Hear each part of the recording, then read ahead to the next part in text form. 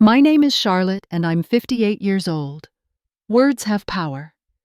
That's something I've always known, but I never truly understood until my only daughter looked me in the eyes and said, "The greatest gift would be if you just died." Those words shattered my world.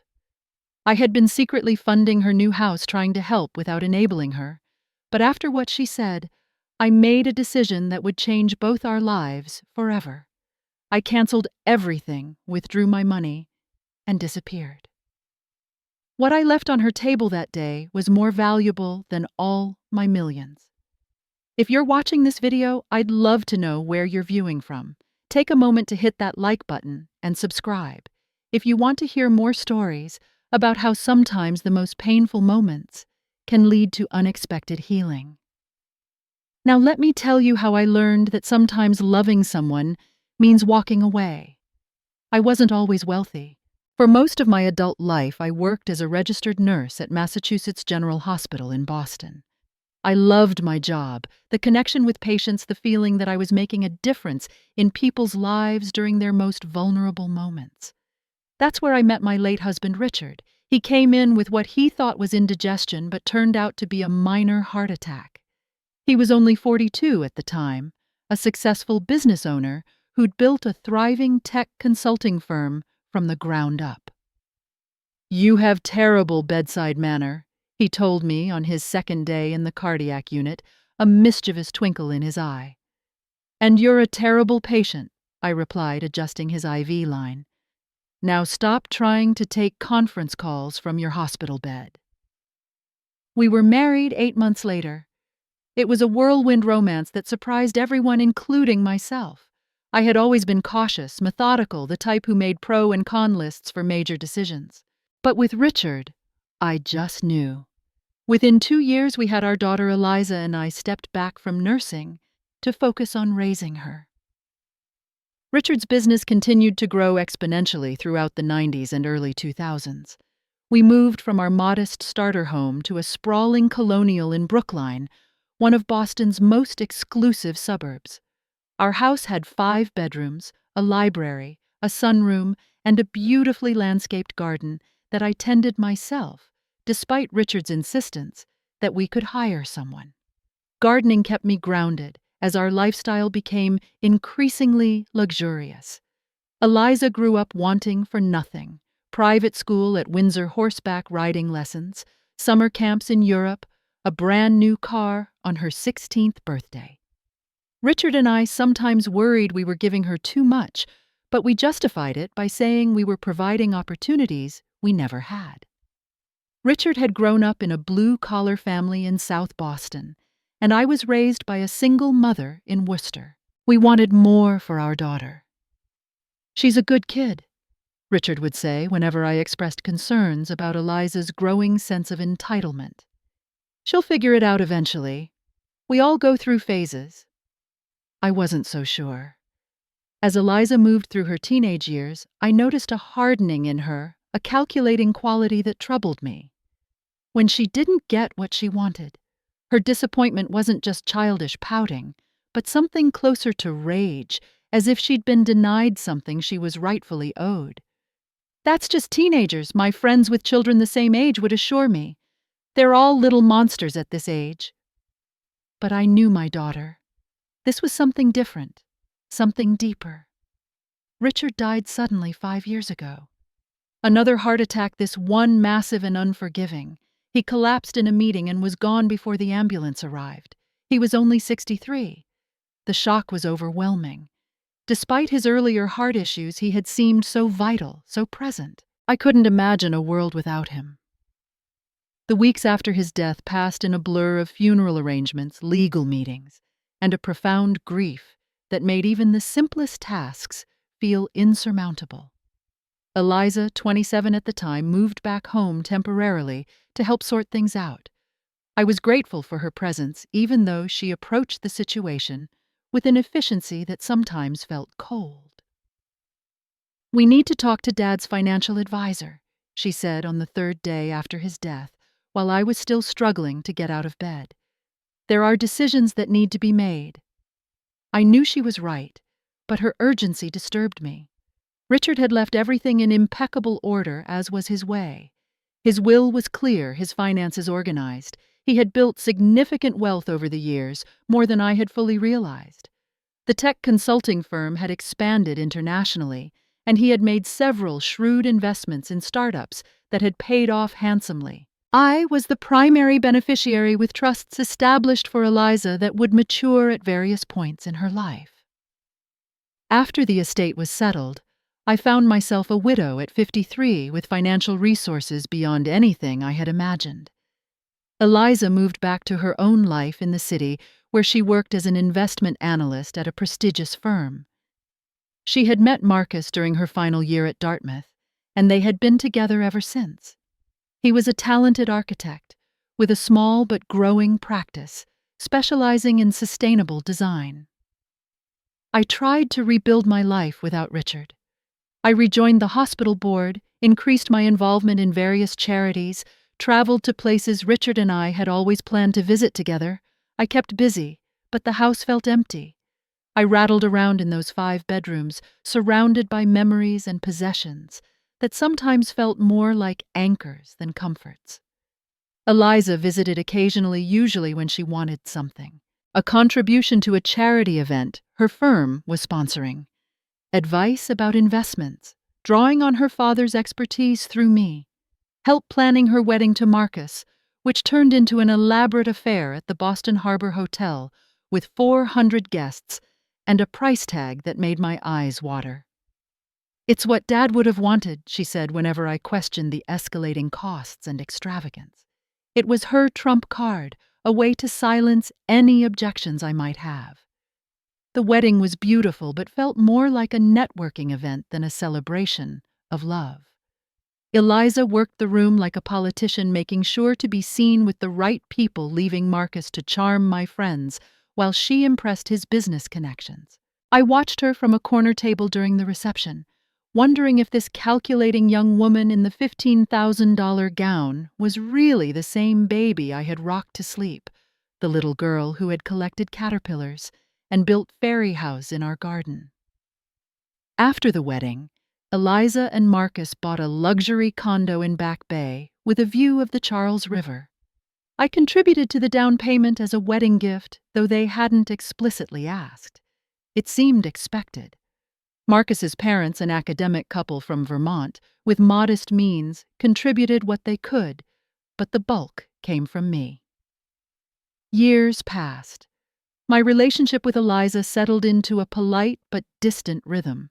We had Sunday dinner once a month. She called on holidays and my birthday. I was included in their lives, but never quite central to them. I filled my days with volunteer work, book clubs, occasional dates that never led anywhere serious.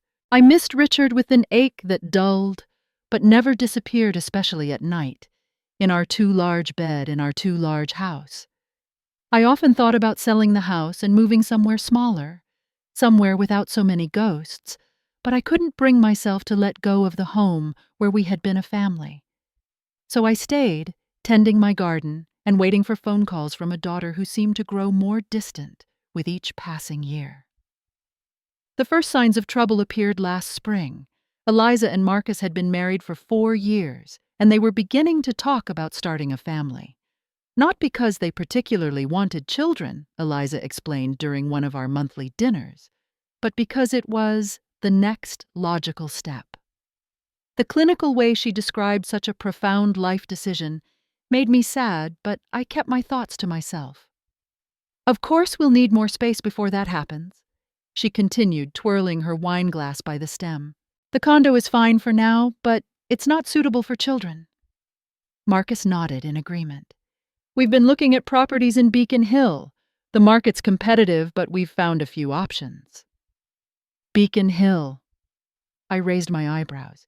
Even with their combined salaries, which I knew were substantial, Beacon Hill seemed ambitious.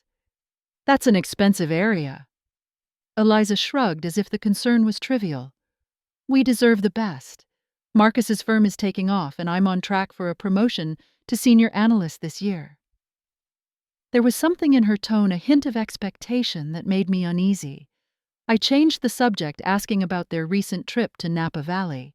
but the seed of worry had been planted.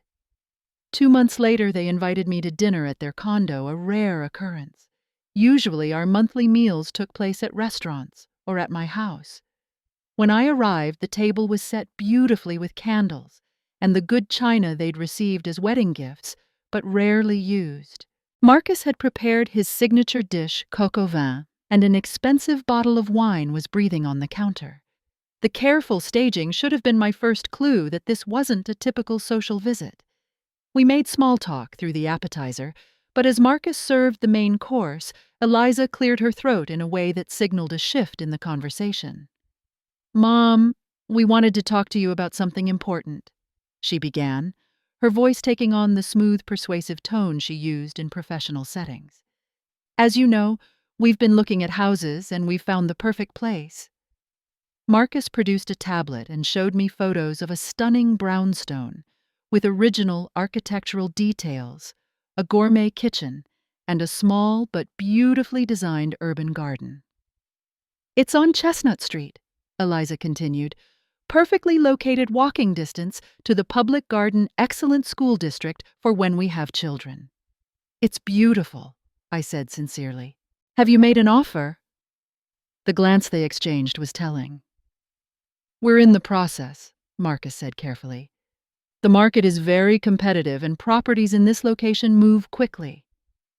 "The thing is," Eliza interjected, "the down payment required is substantial. 20% of $2.7 million. I nearly choked on my wine. "That's over $500,000. $540,000, Eliza corrected. "We have about half of that saved, but we're concerned that if we don't act quickly, we'll lose the property." Now the purpose of this elaborate dinner became clear. I set down my fork and looked at my daughter directly. "Eliza, are you asking me to help with the down payment?" She maintained eye contact, unflinching. "We were hoping you might consider it. An early inheritance in a way. We know that financially it wouldn't be a burden for you." "It's not about whether I can afford it," I said, trying to keep my voice level. "It's about whether it's the right thing to do. Dad would have wanted us to have a beautiful home to raise his grandchildren," Eliza said, deploying her usual tactic. "He always believed in investing in real estate." I felt a familiar surge of annoyance. "Don't tell me what your father would have wanted, Eliza. Richard believed in working for what you have. He didn't buy his first property until he had saved for years." "Times were different then," she countered, an edge creeping into her voice. "The market is impossible now without family help. Most of my colleagues had assistance from their parents." Marcus, sensing the rising tension, attempted to mediate. "We're not asking for a gift, Charlotte. We could structure it as a loan if that feels more comfortable. With interest, even." I looked between the two of them, these accomplished adults, who somehow still expected to be handed things that most people spent decades working toward. "I need to think about this," I said finally. "It's a big decision." Eliza's face tightened with disappointment. "We don't have much time. The sellers are reviewing offers at the end of the week." "Then I'll let you know before then," I replied, standing up. Suddenly, I couldn't bear to be in their beautiful condo with its view of the river and its unstated expectations. "Thank you for dinner, but I think I should go home now." Marcus walked me to the door, apologizing softly for the awkwardness. "We shouldn't have ambushed you," he admitted. "It was Eliza's idea to present it this way." I nodded, not trusting myself to speak further. The drive home was a blur of conflicting emotions, anger at being manipulated, hurt that my relationship with my daughter seemed increasingly transactional, guilt that perhaps I had created this dynamic by giving too much too easily over the years. But underneath all of that was a creeping realization that troubled me deeply. I didn't trust my daughter's motives. I didn't believe this request came from a place of genuine need or even simple desire.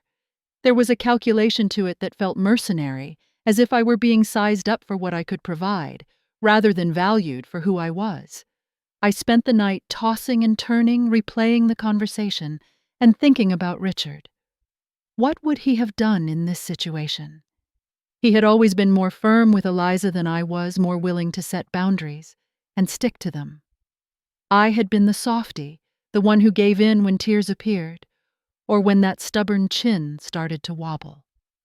By morning, I had reached a decision, though not the one Eliza was hoping for. I wouldn't directly give them the money for the down payment, but I wouldn't leave them entirely on their own either. I would help, but in a way that preserved their independence and didn't enable further entitlement. I contacted my financial advisor and explained what I wanted to do. He helped me arrange what was essentially a silent guarantee for their mortgage. I would deposit funds in an escrow account that would serve as additional collateral for their loan, improving their terms without directly giving them cash. They would never know about my involvement unless they defaulted, in which case my funds would cover the shortfall. It was a safety net, not a handout. I called Eliza the next day and told her that while I couldn't provide the down payment they were hoping for, I would give them $50,000 toward closing costs as a housewarming gift once they secured a property. "That's all?" she asked, making no attempt to hide her disappointment. "Mom, do you understand what housing costs are like now? $50,000 barely covers the inspection and legal fees." "It's what I'm comfortable with," I said firmly. "You and Marcus have good jobs and savings. You can make this work without relying on me for such a substantial amount." The conversation ended coolly, with Eliza saying they would figure something out.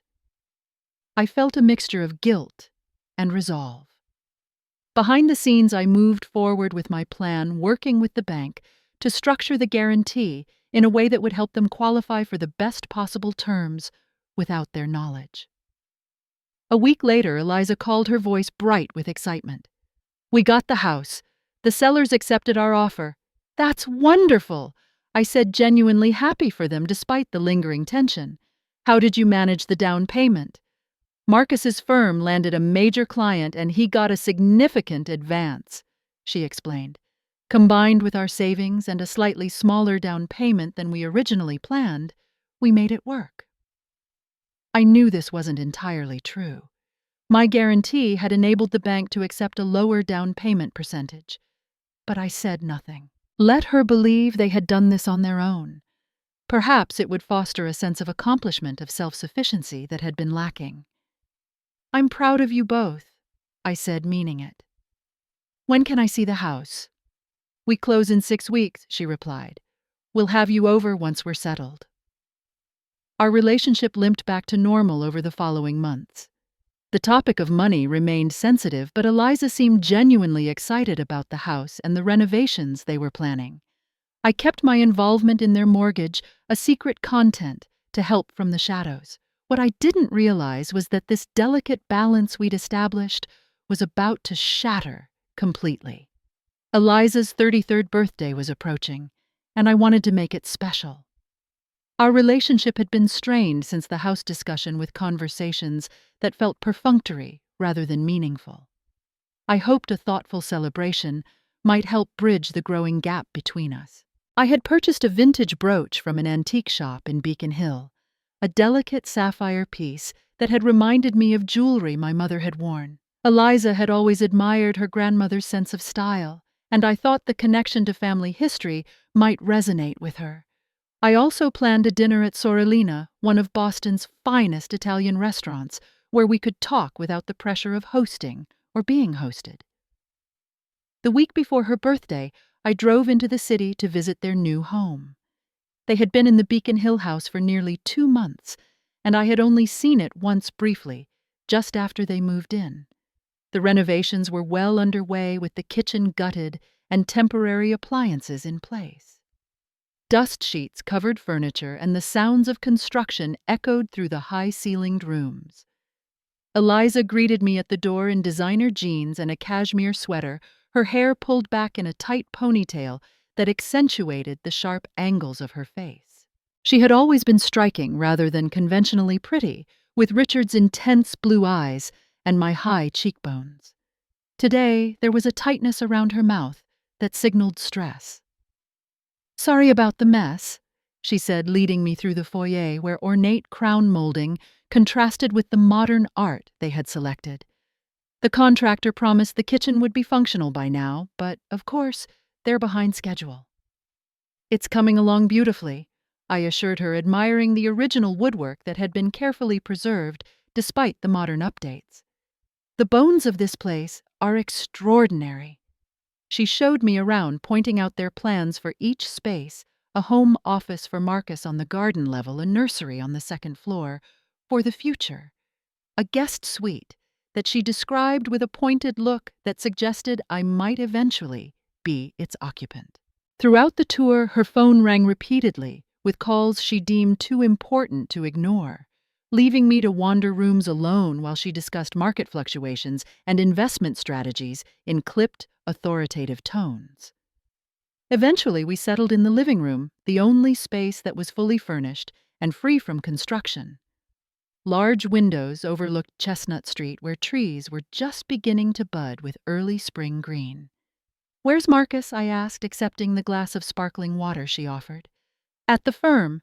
They're pitching a major project in Chicago this week." She glanced at her watch. "He probably won't be home until late." "He's doing well then, the firm is growing." Eliza's expression tightened further. "Yes and no. The new client I mentioned, the one that helped with the house, they've scaled back the project significantly. It's created some financial adjustments." This was the opening I had been waiting for. "Is everything okay with the mortgage? The monthly payments manageable?" She gave me a sharp look. "We're fine. It's tight right now with the renovations costing more than anticipated, but once they're complete and I get my bonus next quarter, things will stabilize." She set down her glass with a decisive clink. "We don't need a lecture on fiscal responsibility, Mom." "I wasn't lecturing," I said mildly. "I was offering help if you need it." "We don't need your help. We're adults managing our own affairs." The defensive tone told me everything I needed to know. They were struggling, but too proud to admit it. The guarantee I had arranged was probably the only thing keeping their mortgage afloat, though Eliza had no idea it existed. I changed the subject.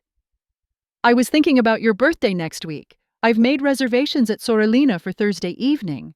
I thought a nice dinner, just the two of us, would be lovely." Eliza sighed, running a hand through her hair, dislodging a few strands from the tight ponytail. "Thursday, I don't know, Mom. Work is insane right now, and we have a contractor meeting that might run late." "It's your birthday," I reminded her. "Surely you can take a couple of hours for dinner."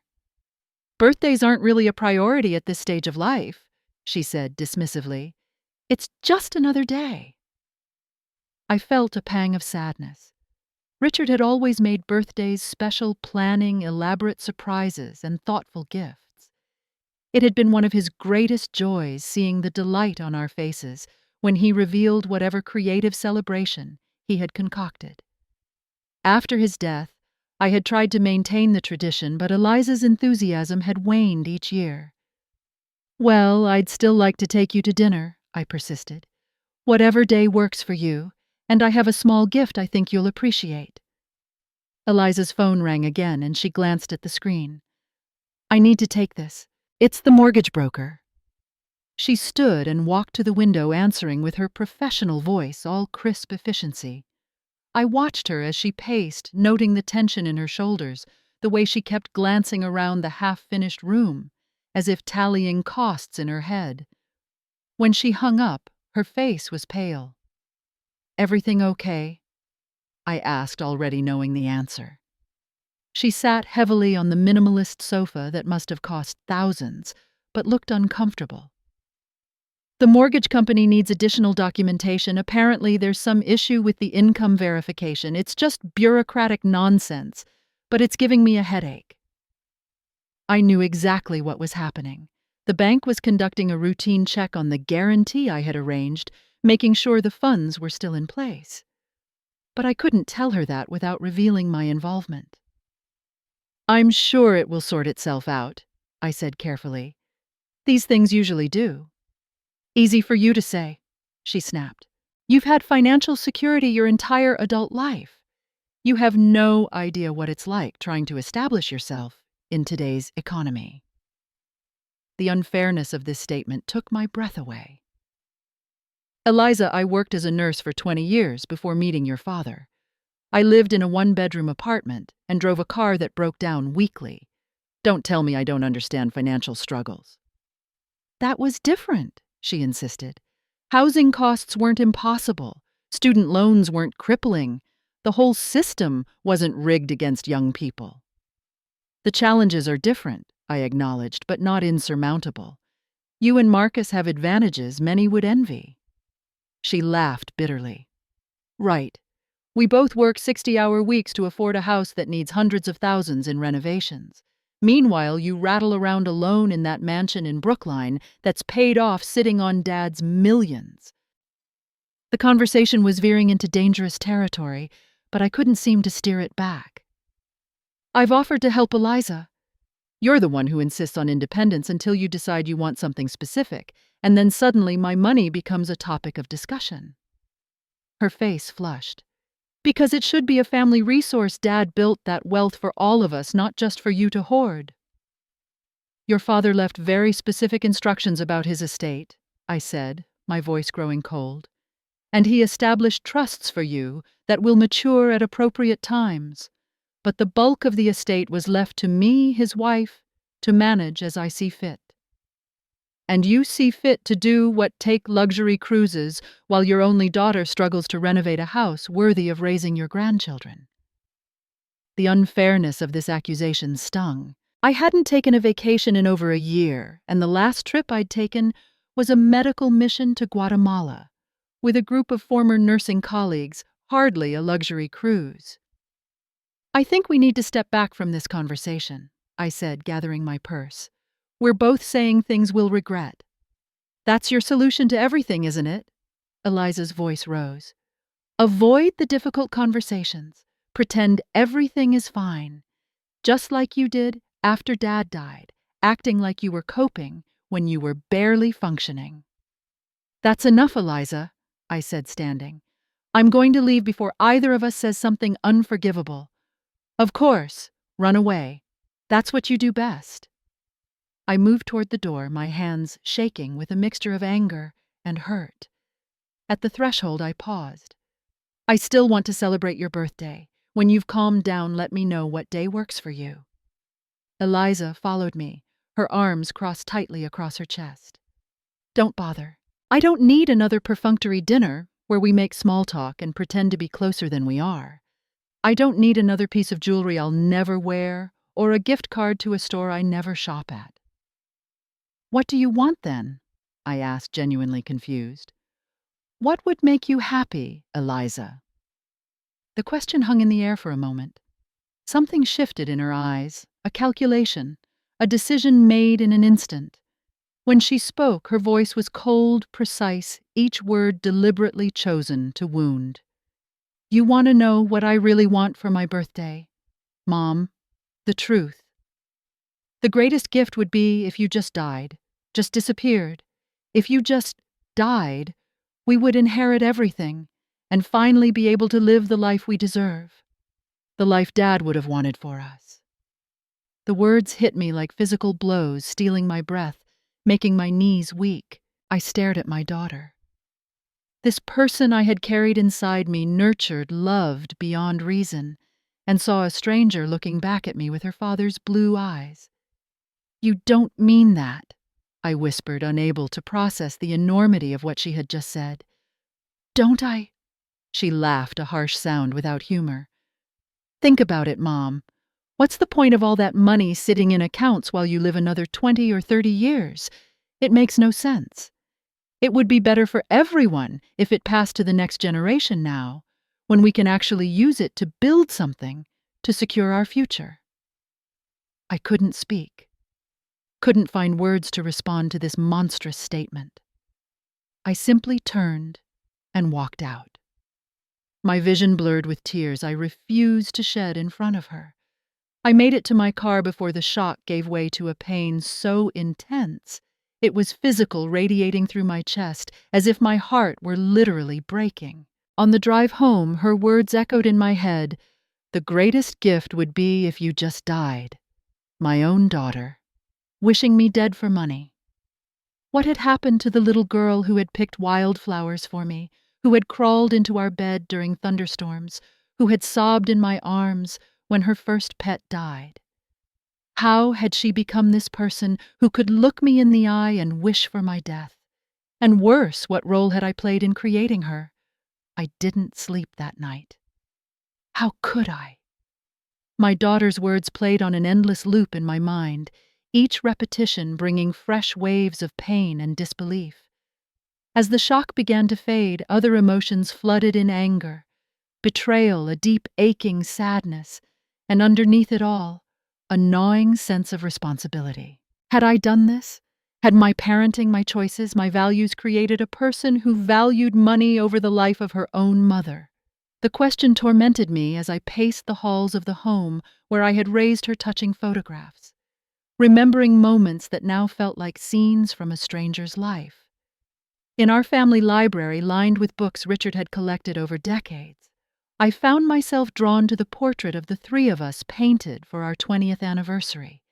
Eliza had been 15, then poised on the cusp of womanhood, her expression serious but her eyes still soft. When had that softness hardened into calculation? Dawn found me at Richard's desk, surrounded by photo albums and memories, no closer to understanding how we had arrived at this devastating moment. But as the first light filtered through the windows, a strange clarity began to emerge from the emotional chaos. Eliza had shown me who she truly was, not in a moment of uncontrolled anger, but in a calculated statement designed to wound and manipulate. She had revealed a truth about herself that I had been unwilling to see for years, despite the evidence accumulating with each demand, each expectation, each entitlement. With that clarity came resolve. It was time to stop enabling behavior that had clearly spiraled beyond normal familial expectation into something toxic and destructive. It was time to establish boundaries that should have been set long ago. My first call was to Daniel, my financial advisor, who had helped arrange the mortgage guarantee. He was shocked when I explained what had happened, his professional composure momentarily slipping. "She actually said that," he asked, disbelief evident in his voice. "Those exact words, word for word," I confirmed, my voice steadier than I expected. "And I've made a decision. I want to cancel the mortgage guarantee immediately." Daniel hesitated. "Charlotte, I understand you're upset and you have every right to be, but this is a significant financial decision with major implications. Perhaps you should take some time to think it through." "I've had all night to think," I replied. "This isn't an emotional reaction, Daniel. This is a necessary correction. I've been enabling Eliza's sense of entitlement for years, and it stops now." "The bank will notify them when the collateral is withdrawn," he warned. "They'll know you were involved." "Good," I said firmly. "It's time for transparency. No more helping from the shadows." Daniel sighed but didn't argue further. "I'll start the paperwork today. But Charlotte, may I suggest you also consult with Barbara?" Barbara was my estate attorney who had handled Richard's will and had been advising me since. "I'm calling her next," I assured him. "There are other changes I need to make as well." Barbara was equally shocked by Eliza's statement, but less surprised by my decision to revise my estate plans. "To be honest, Charlotte, I've been concerned about the distribution plans for some time.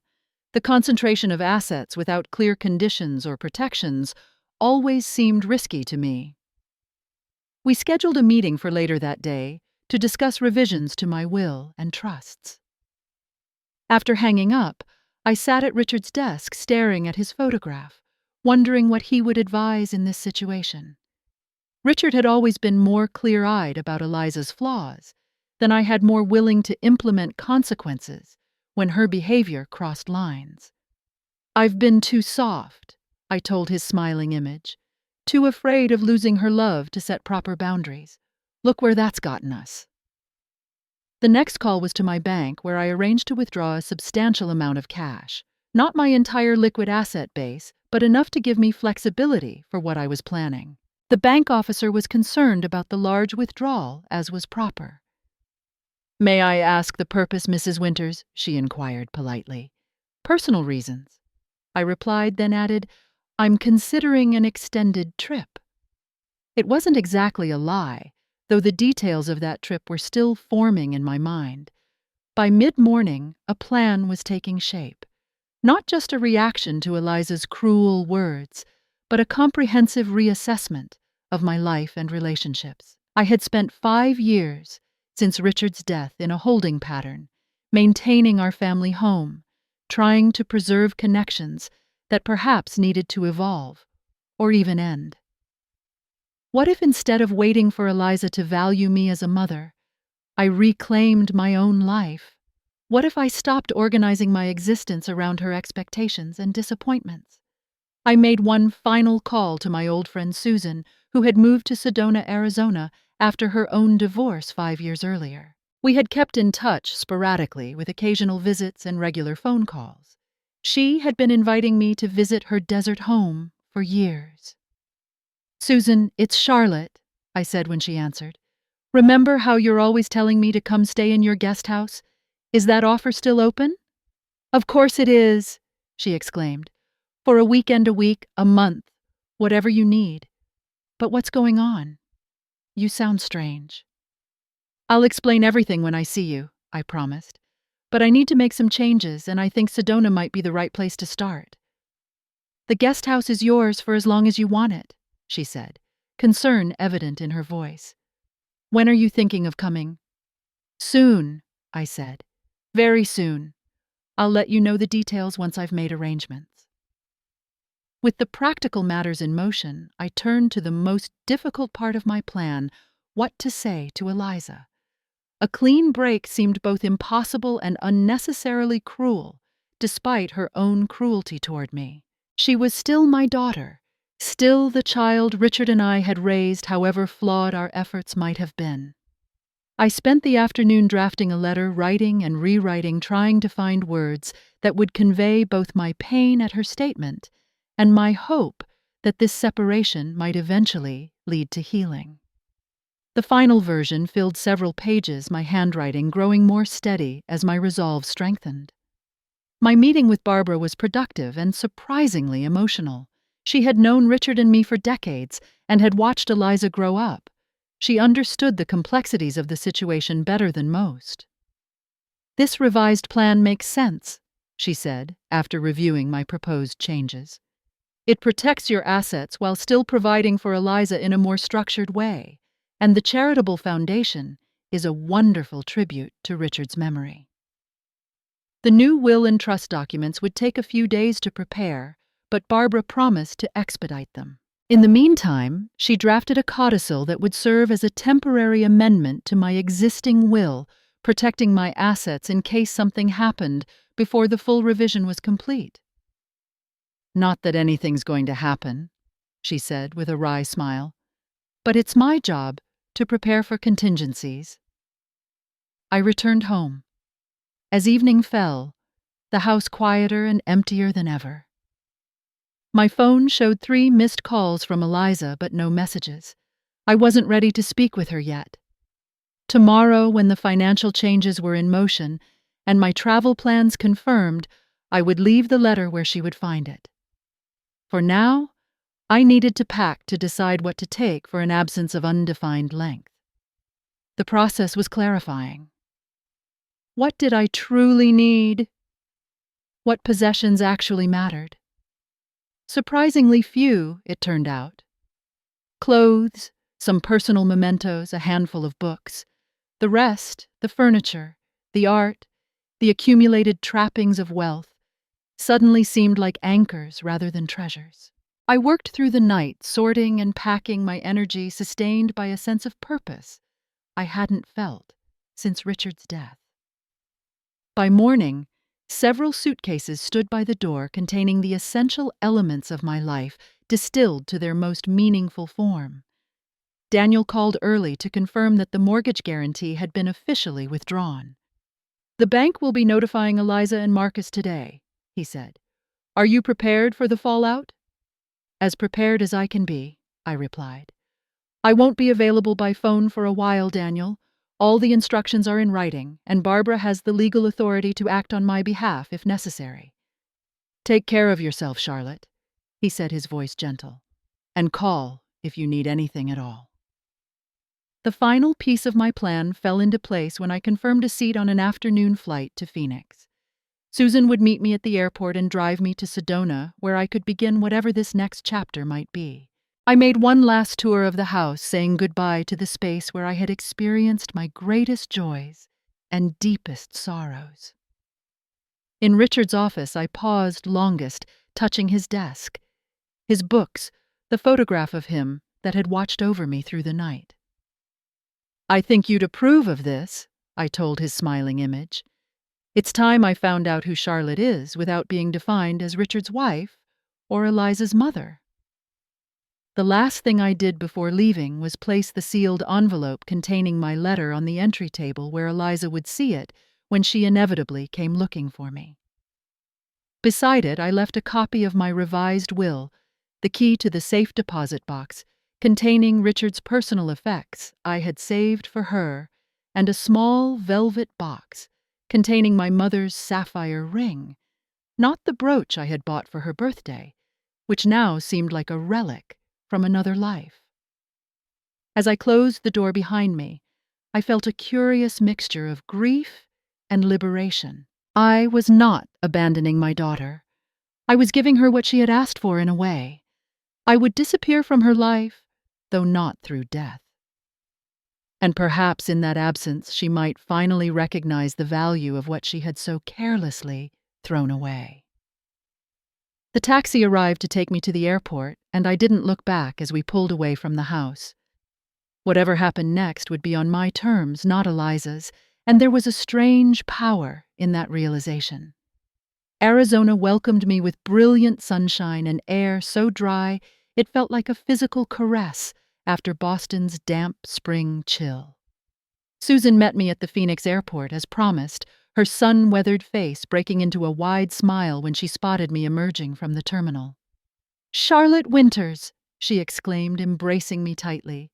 "Finally dragging you to the desert took nothing less than a family crisis, huh?" I laughed, despite myself. Susan had always had the ability to cut through tension with humor. We had been friends since nursing school, where her irreverent approach to life had balanced my more cautious nature. She had been one of the few people who had truly supported me during the darkest days, after Richard's death, flying to Boston for the funeral, and staying for 2 weeks to help me navigate those first awful days. Crisis might be understating it, I admitted as we loaded my luggage into her Jeep. But I'll tell you everything once we're settled. The drive from Phoenix to Sedona took about 2 hours, during which Susan caught me up on her life in the desert community she now called home. After her divorce, she had reinvented herself as a yoga instructor and hiking guide, specializing in tours for women going through major life transitions. Mostly divorcees and widows, she explained as we drove through increasingly spectacular red rock formations. Women who need to reconnect with themselves after defining their lives through relationships with others. The irony wasn't lost on me. Sounds like I'm your target demographic. Honey, you're the poster child, she said with another laugh. But in all seriousness, this place has a way of stripping you down to essentials. Something about the vastness, the ancient rocks, the silence. It puts human problems in perspective. Susan's home turned out to be a beautiful adobe-style house set among juniper trees with breathtaking views of Cathedral Rock. The guest house she had offered was actually a charming casita with its own small patio, a kitchenette, and simple but comfortable furnishings. "It's perfect," I told her as she showed me around. "Exactly what I need right now." Over dinner on her patio that evening, with the setting sun turning the red rocks to liquid gold, I finally told her everything. Eliza's increasingly entitled behavior over the years, the house purchase, and finally, the devastating statement that had precipitated my drastic response. Susan listened without interrupting her face. reflecting shock and then anger as the story unfolded. When I described Eliza's cold declaration that my death would be her preferred birthday gift, she reached across the table and gripped my hand tightly. "Charlotte, I'm so sorry," she said, genuine pain in her voice. "No parent should ever hear something like that from their child." "The worst part, Mem," I admitted, "is wondering how much responsibility I bear for who she's become. Richard and I gave her everything thinking we were providing opportunities we never had. But maybe what we actually gave her was an expectation that the world owed her whatever she wanted." Susan considered this. "I'm sure there's some truth to that, but Eliza is an adult who made a conscious choice to say something unforgivable. That's on her, not you." I nodded, exhaustion suddenly overwhelming me as the adrenaline that had carried me through the past 2 days began to fade. "I just need some time to figure out who I am now and what I want the next chapter of my life to look like." "And that's exactly what you'll get here," Susan promised. "Starting with a good night's sleep. Everything looks different in the desert morning light." She was right. I slept deeply for the first time since Eliza's cruel words, and woke to sunlight streaming through the casita windows, illuminating unfamiliar surroundings that somehow felt like exactly where I needed to be. The first week passed in a blur of adjustment. I kept my phone off, not ready to face whatever messages Eliza might have left once she discovered my absence and the financial changes I had set in motion. Susan respected my need for space, inviting me to join her activities, but never pressuring me when I declined. Mostly, I slept read and took long walks among the juniper trees surrounding the property, trying to process the seismic shift in my understanding of my relationship with my daughter. The pain remained a constant ache beneath my breastbone, but it began to clarify into something less overwhelming, more defined. By the second week, I felt ready to engage more with my surroundings. I accompanied Susan on a gentle hike to a formation called Bell Rock, where the sweeping vistas and ancient stone seemed to absorb some of my grief, putting it in perspective against the vastness of geological time. "Ready to talk about next steps?" Susan asked as we sat on a flat boulder, drinking water and watching clouds cast moving shadows across the red landscape. "I'm not sure there are next steps yet," I admitted. "I know I can't hide in your guest house forever, but I'm not ready to return to Boston and deal with the fallout." "Who said anything about Boston?" Susan's eyes twinkled with mischief. "Charlotte, you're a wealthy widow with no obligations. You could go anywhere, do anything. Have you considered that maybe this is your opportunity to reinvent yourself completely?"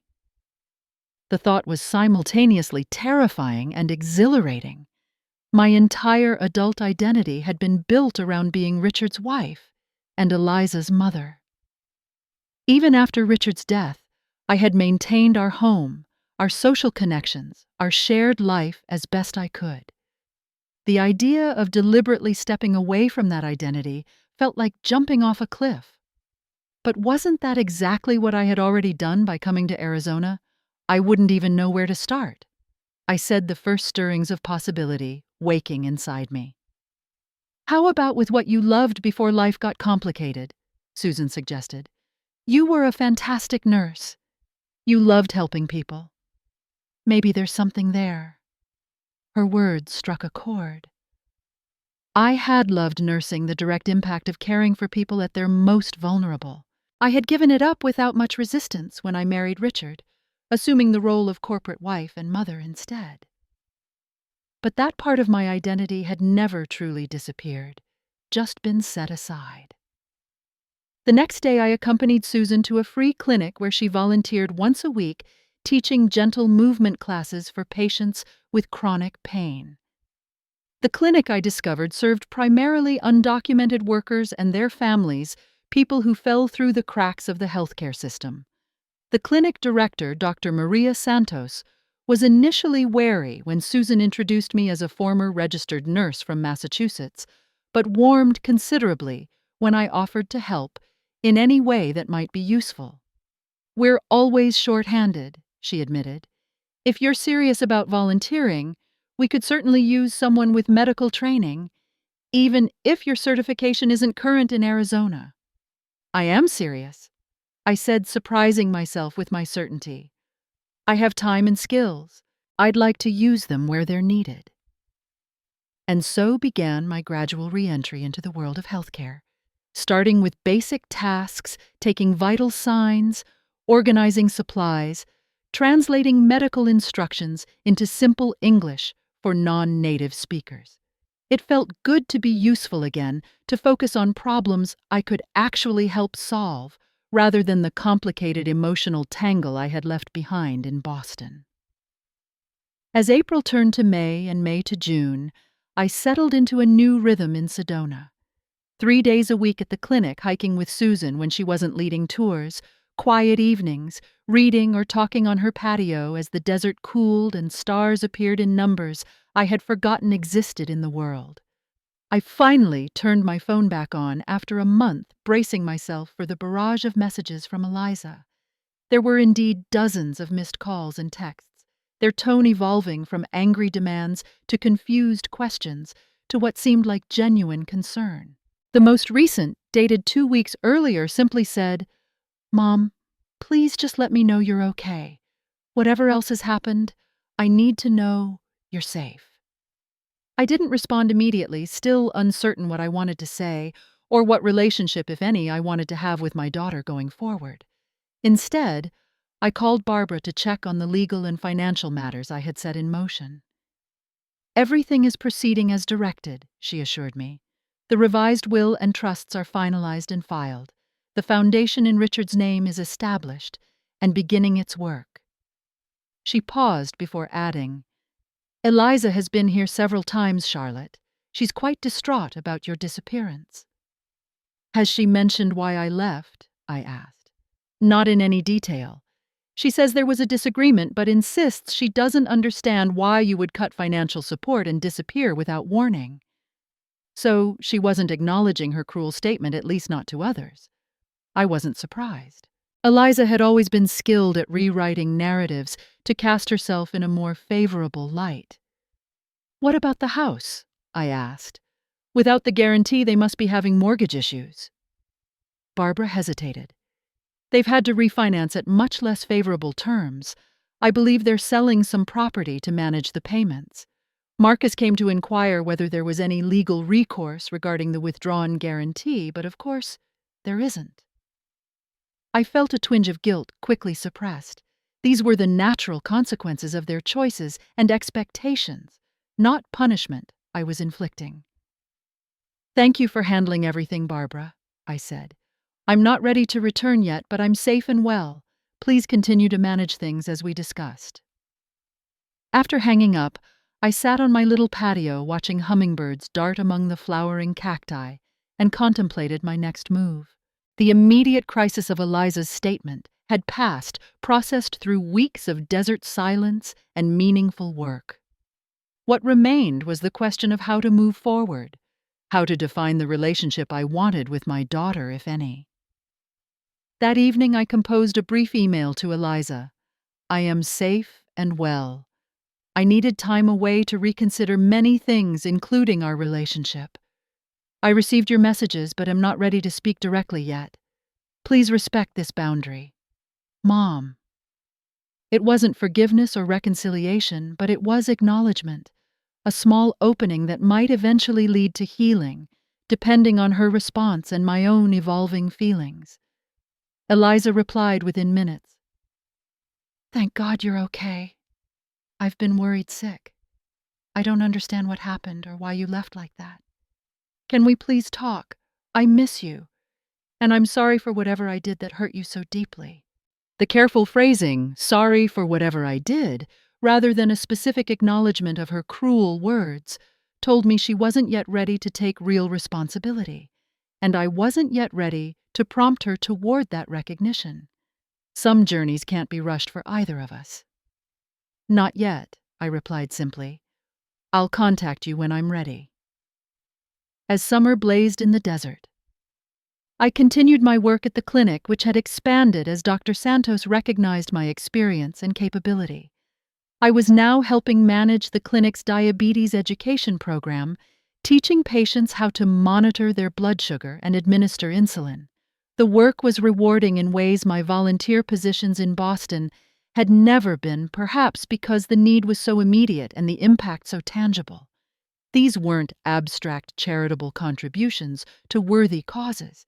They were direct interventions in people's lives, often making the difference between suffering and relief. In July, I finally felt ready to move out of Susan's guest house.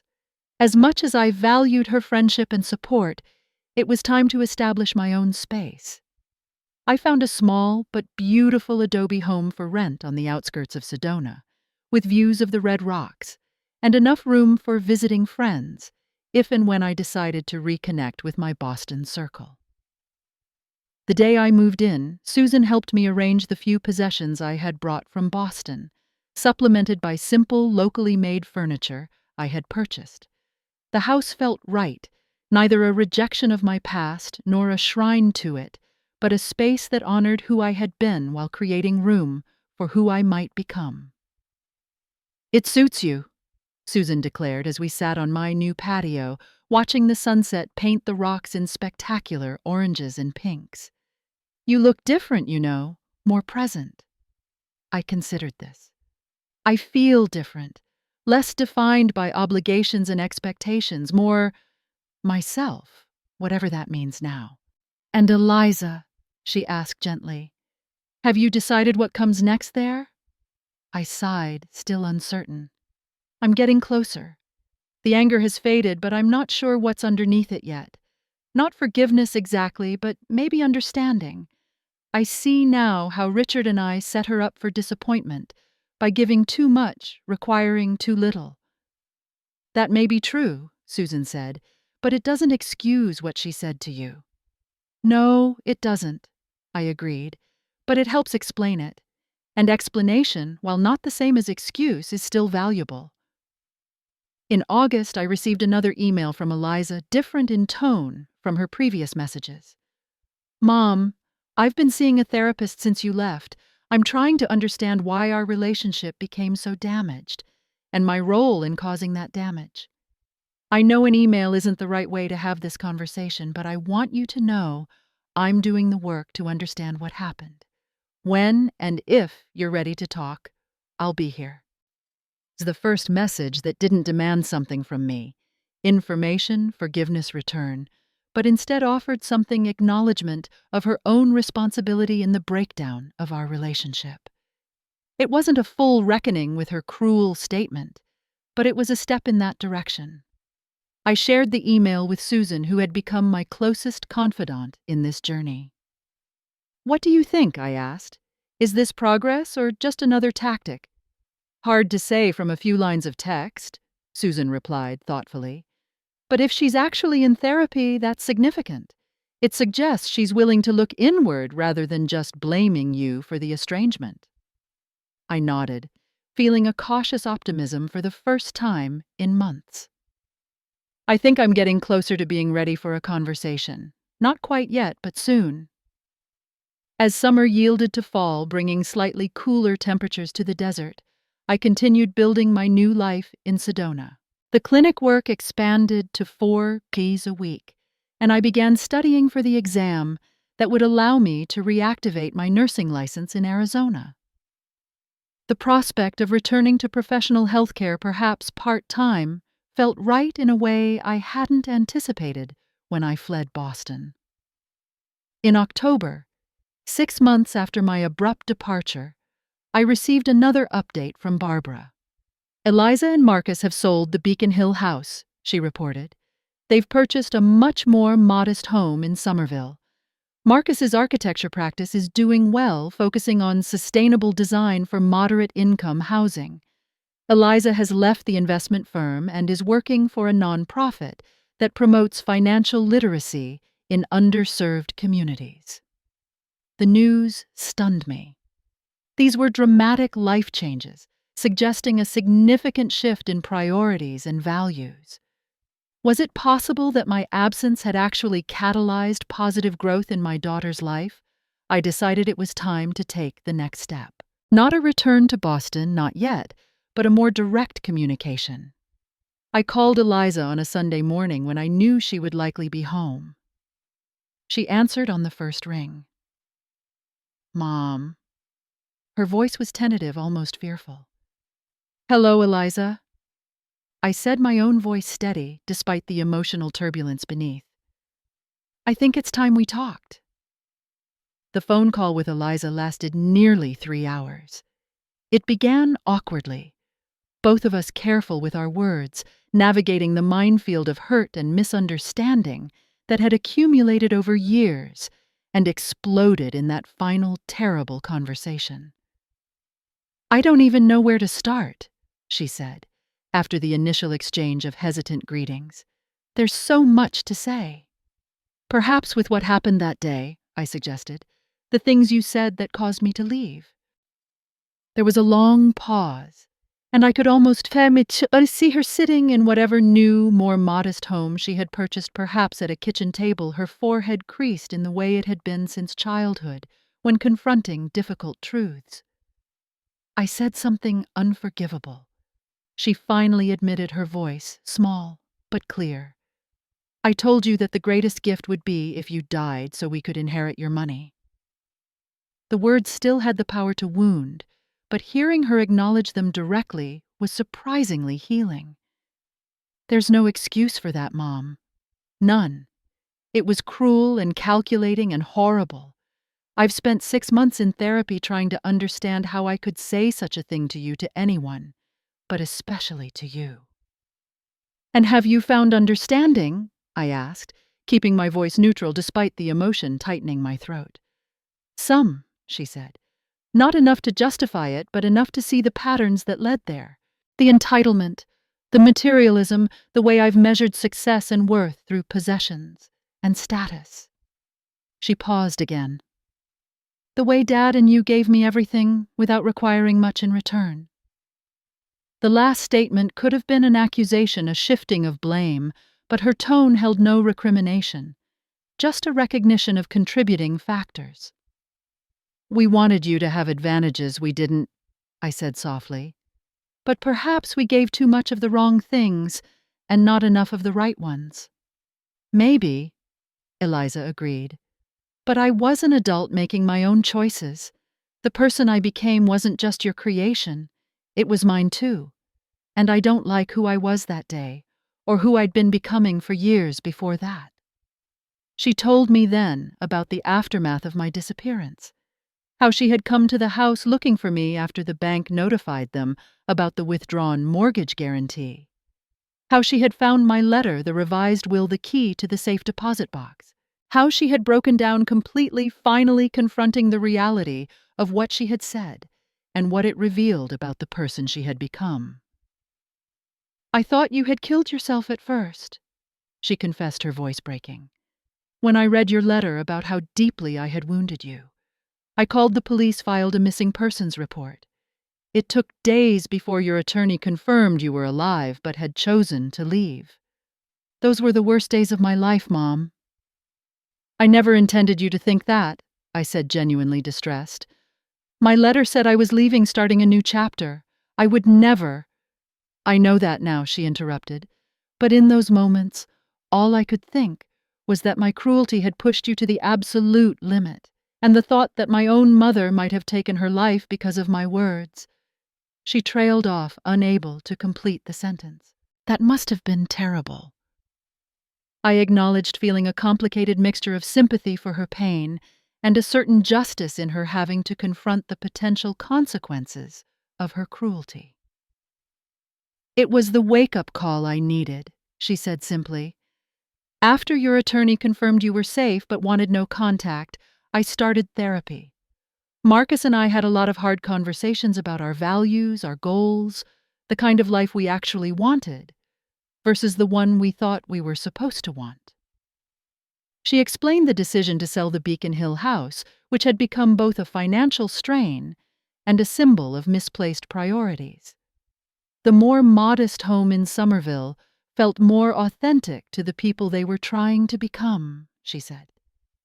The career change had followed with Eliza leaving the high-pressure, high-reward world of investment banking for work that aligned more closely with values she was rediscovering.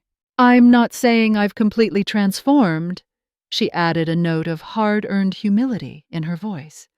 "I still struggle with materialistic impulses, with measuring myself against external standards, but I'm working on it, and I'm happier now even with less."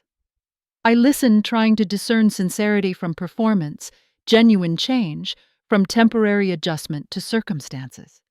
Eliza had always been convincing, skilled at presenting herself in the best possible light, but there was a rawness to her voice, a vulnerability I hadn't heard since she was very young, that suggested authentic transformation. "What about you, Mom?"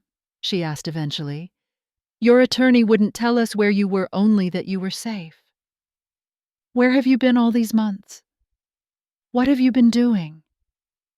I told her about Sedona, about the clinic work, about the small adobe house with its view of the red rocks. I described the peace I had found in simpler living, in purposeful work, in relationships based on present value rather than past obligation or future expectation. "You sound different," she said thoughtfully. "More, I don't know, definite maybe, like you know exactly who you are now." "I'm getting there," I acknowledged. "It's a process, finding yourself again after defining your identity through relationships with others for so long." We continued talking, moving carefully through difficult terrain, both aware that this conversation was just the beginning of whatever healing might be possible. As we prepared to end the call, Eliza asked the question I had been expecting from the start. "Will you come back to Boston? Not to live necessarily, but to visit? To see the new house, meet my colleagues at the nonprofit. I'd like you to see that I'm really trying to change." The question hung between us, weighted with significance beyond the simple request for a visit. What she was really asking was whether I believed in the possibility of reconciliation, of a new relationship built on healthier foundations. "Not yet," I said gently. "I'm building something here that feels important, and I'm not ready to step back into the past even briefly, but I'm open to continuing our conversations. Perhaps we can video call next time, see each other's faces." I could hear her disappointment, but also her acceptance. "I understand, and I'm grateful for even this much contact after what I said. Whenever you're ready, if you ever are, we'll be here." After we hung up, I sat on my patio for a long time, watching the light change on the red rocks as afternoon faded toward evening. The conversation had been exhausting, but clarifying. I believed Eliza was genuinely working to change, to understand the patterns that had led to her cruel statement. And I was genuinely glad for her growth, even as I maintained the boundary that my new life required. Over the following months, Eliza and I established a careful pattern of communication. Sunday morning phone calls became Sunday morning video chats. I saw her new home, met her new colleagues through the screen, observed the subtle changes in her demeanor and speech that suggested continued personal development. In turn, she saw my adobe house, my work at the clinic, the desert landscape that had become home. We were building a new kind of relationship, more honest than what we had before, with clearer boundaries and more authentic connection. A year after my departure from Boston, I received an unexpected email from Marcus, separate from my regular communications with Eliza. "I hope it's okay to contact you directly," he wrote. "There's something I think you should know, something Eliza is too nervous to tell you herself. We're expecting a baby in the spring, a boy. We're planning to name him Richard, after his grandfather. Eliza is worried about telling you, afraid it might seem like manipulation to get you to return to Boston. But I thought you deserved to know about your grandchild without any pressure or expectations attached." The news hit me with unexpected force, a complex wave of emotions, joy at the prospect of a grandchild, sadness at the distance that might separate us, hope for the kind of family Eliza and Marcus might create with the values they were working to embrace. I called Eliza immediately, breaking our Sunday-only pattern. "Marcus told me about the baby," I said when she answered, sounding surprised. "Why were you afraid to tell me?" She sighed. "I didn't want you to think I was using the pregnancy to pressure you into coming back or to manipulate your feelings. We've been working so hard on honest communication, on respecting boundaries. I was going to tell you this Sunday. I promise." "I believe you," I said, and realized I truly did. "And I'm very happy for you both. Richard is a beautiful name choice. We wanted him to have a connection to Dad," she explained, "to carry something of him forward." We talked about her pregnancy, about their preparations, about their hopes for raising a child with values different from those that had shaped Eliza's own upbringing. As the conversation wound down, I made a decision that had been forming for months, perhaps, without my conscious awareness. "I'd like to come for a visit," I said. "Not to stay, not to move back, but to see you, to see your new home and life in person. Perhaps in January, before you're too far along in the pregnancy." Eliza's intake of breath was audible. "Really? You'd come to Boston?" "For a visit," I emphasized. "My life is here now in Sedona, the clinic, my house, the community I'm building. But yes, I'd like to see you in person, to meet this new Eliza you've been becoming." We made tentative plans for a January visit, both aware that this represented a significant step in our healing process.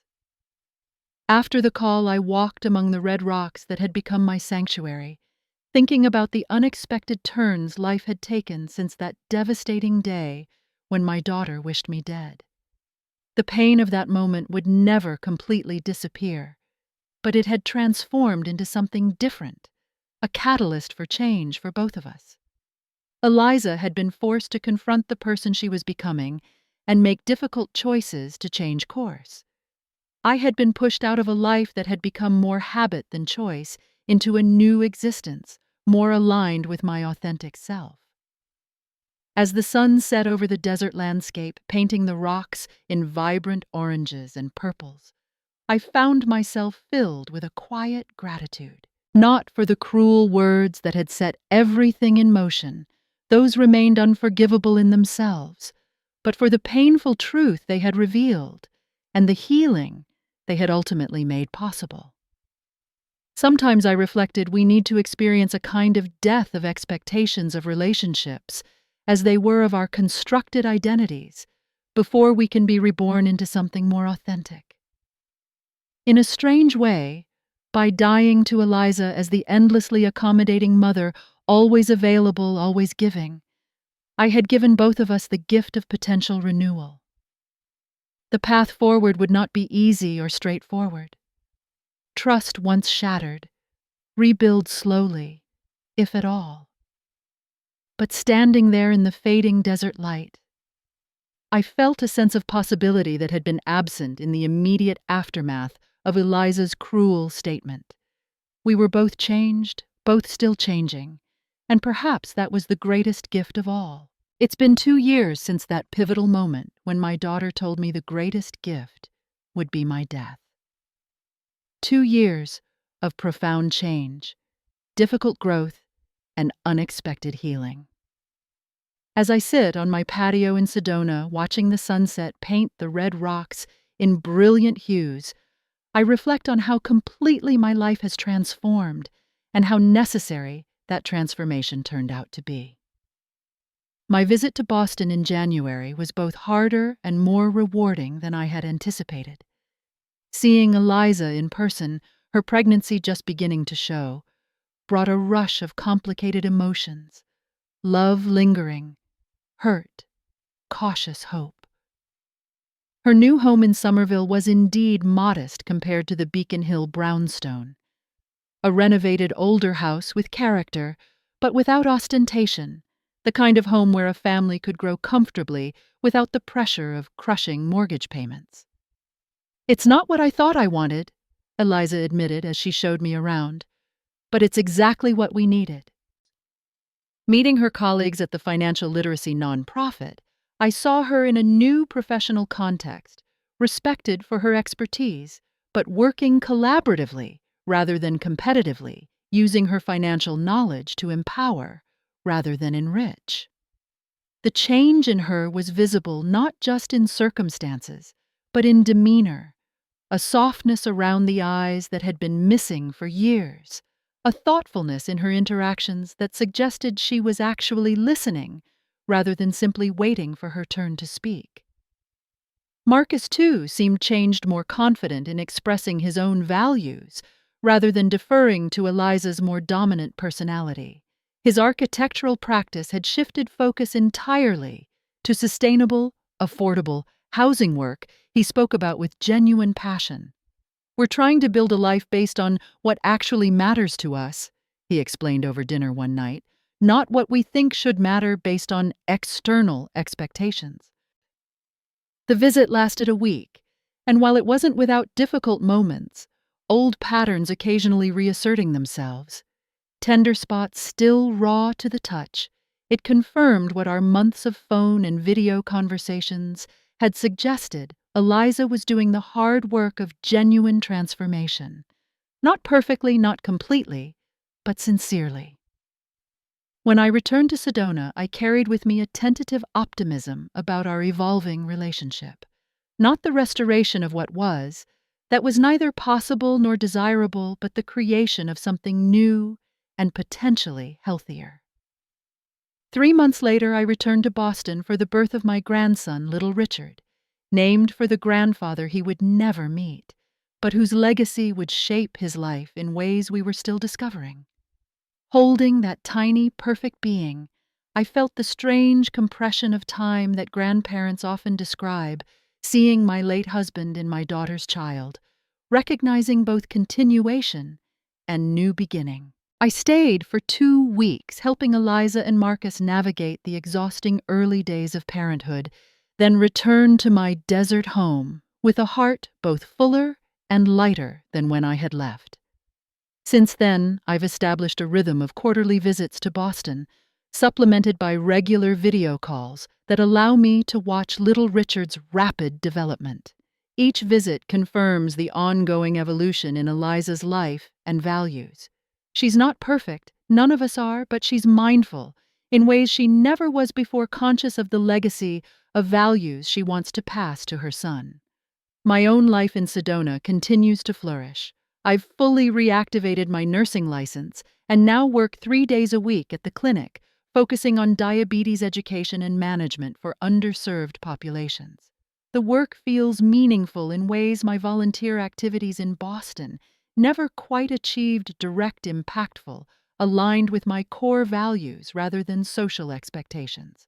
Susan remains a dear friend, though our daily interaction has decreased as my own community has expanded. I've made new friends through the clinic, my neighborhood, a hiking group for women over 50 that explores the Red Rock trails each weekend.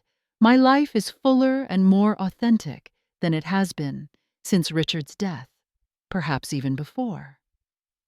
The financial changes I implemented during that turbulent time have proven beneficial as well. The charitable foundation established in Richard's name funds healthcare initiatives for underserved communities across the country, including the Sedona Clinic where I work. The revised trusts ensure that Eliza will eventually inherit significant resources, but with structures that encourage continued growth and responsibility. Most importantly, our relationship has evolved into something I never could have imagined during those dark days after her cruel statement. We are no longer locked in the dysfunctional patterns that defined our adult interaction. For so many years, her escalating demands, my enabling accommodation, mutual resentment, simmering beneath superficial pleasantries. Instead, we're learning to relate as separate, whole individuals, connected by love and shared history, but not defined or limited by those connections. Last month, Eliza surprised me with an unexpected acknowledgement. During a video call after little Richard had been put to bed, she looked at me with unusual solemnity. "I need to thank you, Mom," she said. "For what?" I asked, puzzled by her tone. "For leaving when you did. For not enabling me anymore. For having the courage to set a boundary when I said something unforgivable." She took a deep breath. "It was the hardest thing that ever happened to me, but it was also the thing that saved me from becoming someone I wouldn't have liked very much." The acknowledgement brought tears to my eyes, not because I needed her gratitude, but because it represented a level of self-awareness I hadn't been sure she would ever achieve. "I'm proud of who you're becoming," I told her simply, "and I'm grateful we've found a way forward." As I reflect on our journey these past 2 years, I'm struck by how often the most profound growth emerges from our most painful experiences. My daughter's cruel words shattered our relationship as it existed, but from those fragments we've been able to construct something more authentic, more balanced, more meaningful. Sometimes the greatest gifts come disguised as our worst moments. Sometimes we need to experience a kind of death of expectations, of patterns of identities that no longer serve us before we can be reborn into something truer and more alive. Have you ever experienced a relationship that needed to break before it could heal properly? Have you found growth through painful experiences that initially seemed only destructive? I'd love to hear your stories in the comments below. And if this journey of healing and transformation resonates with you, please consider liking this video, subscribing to hear more stories of midlife reinvention, and sharing with someone who might need to know that even the most painful breaks can sometimes lead to beautiful new beginnings. Thank you for walking this path with me today, and remember, it's never too late to create a life that truly reflects your authentic self, no matter what it takes to get there.